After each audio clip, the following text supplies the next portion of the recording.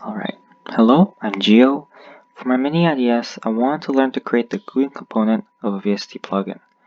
I'll go over what that actually means in a little bit, but I first want to explain why I chose this specific topic. So my mini IDS is actually connected to my main IDS, which is to explore both technical and artistic aspects of electronic music production by learning how to make my own songs and making my own VST plugin. I've been working on music composition basically all year long, and I've improved a lot. So for this mini IDS, I wanted to focus on the technical aspect of electronic music, and decided to learn how to make a VST plugin, and also make the GUI for my final IDS plugin. So what am I actually talking about? In a nutshell, Virtual Studio Technology, or VST for short, are the software that you use to produce electronic music. This ranges from instruments to effects to analyzers, etc.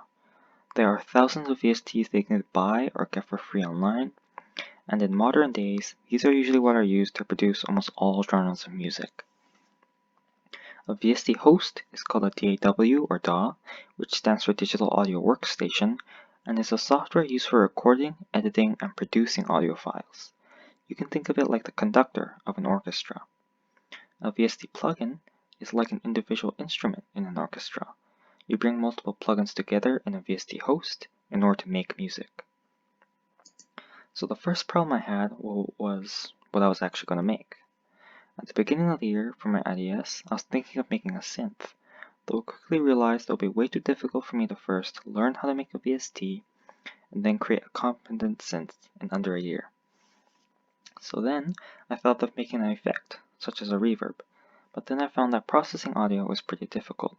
So I may do that next year, but for this year, since my goal is to simply make a working VST plugin, I decided to make a very simple oscilloscope.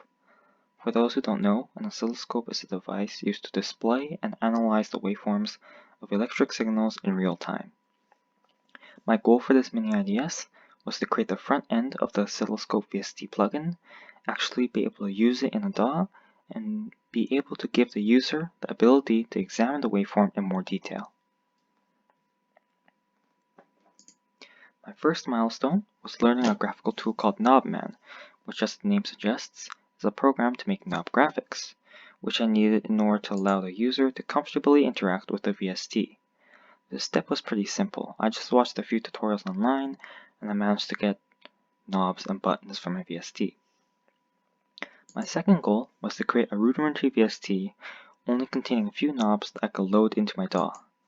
This ended up being one of the harder steps, since setting things up can turn out to be very time-consuming to do. In order to make my VST plugin software, I used Steinberg's VST SDK, developed my plugin using Visual Studio 2019, made graphics using Knobman, and tested my plugin on Reaper, which is a free DAW. I then tested out other controls, such as buttons and sliders, to make sure they were all working, and then after all this testing, I finally started on the real plugin. I first planned out my VST on graph paper in order to make sure that dimensions fit, and so that I could know where each component should go. There were several key features that I wanted in my oscilloscope, which were namely an on-off button for left and right audio channels, a horizontal scale knob to zoom into the waveform horizontally, a vertical scale knob to zoom into the waveform vertically, and a vertical shift knob to move the entire waveform up and down. After this, I started actually making my plugin. And while drawing in knobs, text boxes, and lines were not particularly difficult, I struggled with showing the actual waveform, since there was a lot of data consistently streaming in, and I had to save it efficiently. I ended up using a data structure called ring buffer, which I may explain further in my IDS presentation, but we'll skip over for now since that's not part of the GUI. Another problem I faced while developing this plugin was the fact that I had no debugging console. Because of this, one of the first things that I made was a text box at the bottom of the plugin, and just add text to that text box whenever I wanted to find whether an event or function call was triggering properly and stuff like that. In conclusion, it was a success. I managed to make a working VST plugin, which I can load up in my DAW, change knobs, and use like an actual professionally made plugin. I am planning on making more VST plugins in the future, But for now, I'll end my presentation with a quick example of the plugin running on one of my songs I made during the year for my IDS.